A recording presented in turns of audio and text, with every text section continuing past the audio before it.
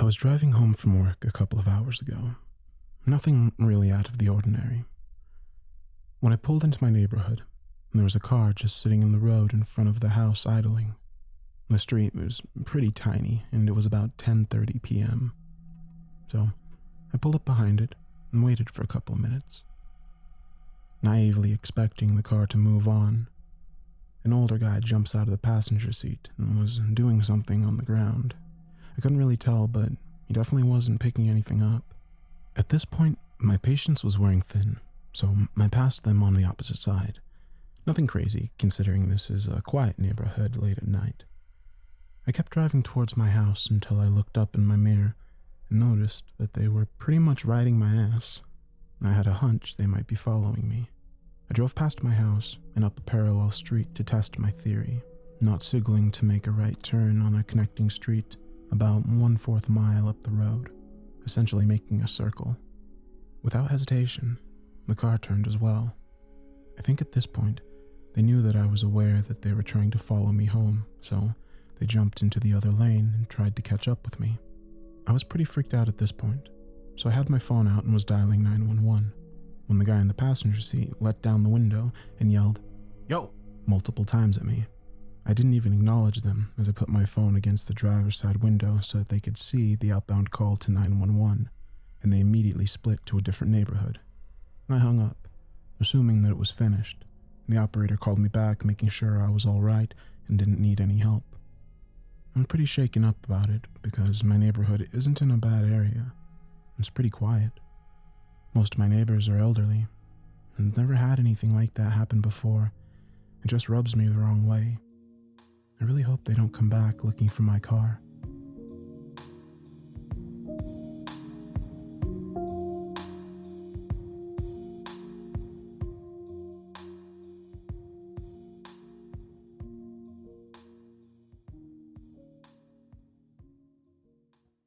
Some background information.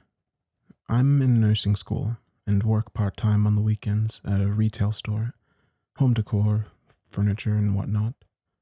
We have about 20 employees. Only 3 of them are men. Most customers don't realize we have 3 men that work at the store.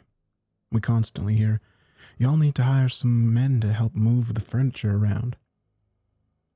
Tonight, me, a female, another associate, a female, and a manager, female, and our stockroom maintenance guy, who doesn't leave the stockroom, were working the closing shift. We were scheduled to close at 9 p.m., but shut the store down just before 8 because of this incident. The other associate and I were in the register area, straightening things up before close, and shooting the shit because there are no customers in the store. The last customer that came left about 45 minutes prior to this time. The phone rings. My coworker answers the phone, puts the phone on hold, and calls out for the manager. The caller wants to speak to the manager. Our manager comes up, answers the phone, and gets a weird look on her face. My boss is a badass of a woman who doesn't get shaken up easily. I've watched a customer get 2 inches from her face, calling her a fucking cunt, and watched her just throw her head back and laugh before telling the customer to get out. So, seeing her with this strange look, my coworker and I stop and listen. She put the caller on hold, points to me, and says, "Come to the office with me," in a quick, nervous tone. As we're walking to the office, she tells me that the caller is a man, says he's from corporate, that there's been an incident, told her to go into the manager's office to talk on the phone, but she feels like something isn't right and she wants someone to listen to the call, kind of like a witness. Now, our manager's office is inside the stockroom. Our stockroom is entirely concrete and stacked with merchandise. There's no windows in the stockroom or the manager's office. My coworker is on the sales floor continuing to work. Our stock guy is in the stockroom putting furniture together outside of the office door, and my boss and I are in the office with the door open. She takes the guy off hold and puts the phone on speaker. This is how the conversation went. "Hello, I'm calling from corporate. There's been an incident at another store with an irate customer. I need you to speak to him, but don't make him mad." The call is quiet for a few seconds. Then what sounds like the same man from corporate comes back on. obviously pretending to be someone else. "What's your name?" My boss says her first name. "What's your last name?" She gives the first letter of her last name. "How old are you?" My boss: "Who is this?" "I'd like to speak to the man from corporate. Do you know what I do to people who make me fucking mad?" My boss and I stare at each other. She quietly stands up from her chair. The minute she stands, mind you, she stood up quietly and slowly. The caller says, "Why are you standing up?" My boss quietly picks up a permanent marker and throws it through the doorway at our stock guy to try to get his attention. The second she throws the marker, the caller says, "Why are you trying to get his attention?" The stockroom has no windows. The only way the caller could have seen my boss stand up and throw the marker is if he was in the stockroom or watching the stockroom office security cameras. My boss slammed the phone down. We must have had some sort of unspoken, immediate understanding because we both bolted out of the office, out of the stockroom and onto the sales floor. We ripped the front doors shut, locked them, yelled at the other associate to get to the office now. We slid a couch in front of the doors and bolted back to the office. Me, my boss, the other associate, and our stock guy ran into the office, slammed the door and locked it. I grabbed my phone and called 911.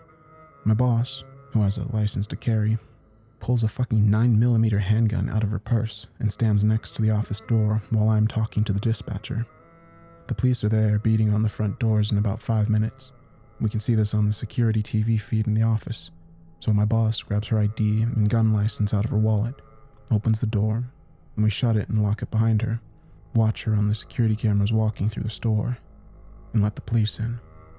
3 cops search the entire store: bathrooms, registers, walls, break room, office, and stockroom. They even climb up on the merchandise shelves that go up to the ceiling and search. They have 2 patrol cars drive through the shopping plaza, front and back, and even check our dumpsters. They don't find anyone suspicious, inside or out.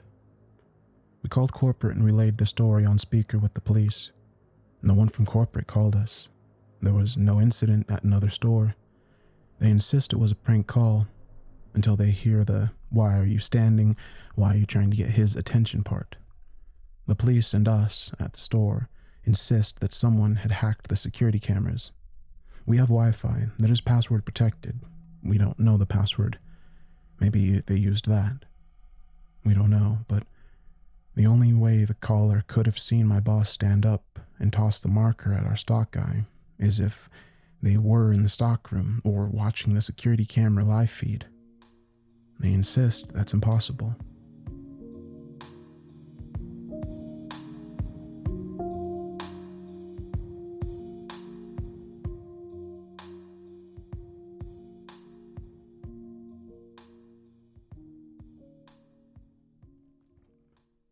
So, before I start, let me preface this story with the layout of my apartment.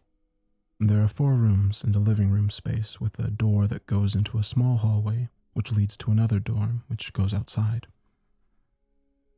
All the apartments are built the same and have the same furniture. Last night, it was around 5 o'clock in the morning, and I hear buzzing at my door.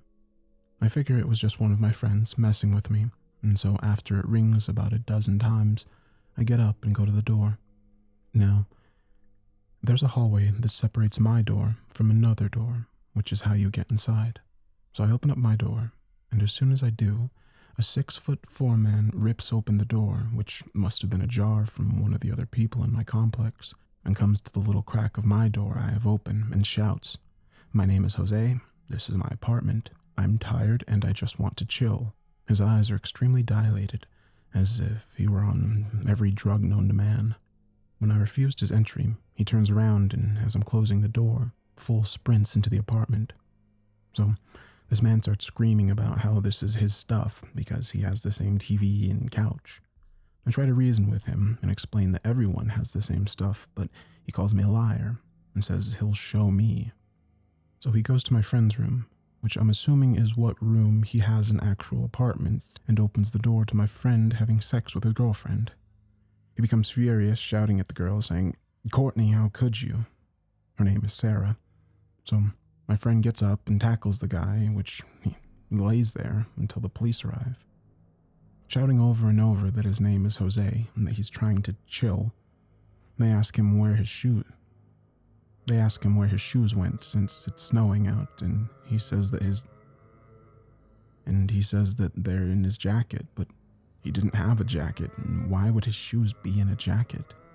He then accused the officer of bullying and whipped out a cigarette from thin air and began blowing cigarette smoke in his face. He was then detained, and I haven't seen him since. Moral of the story is don't do drugs, kids. And to Jose, if you're out there, let's not chill, and let's definitely not meet.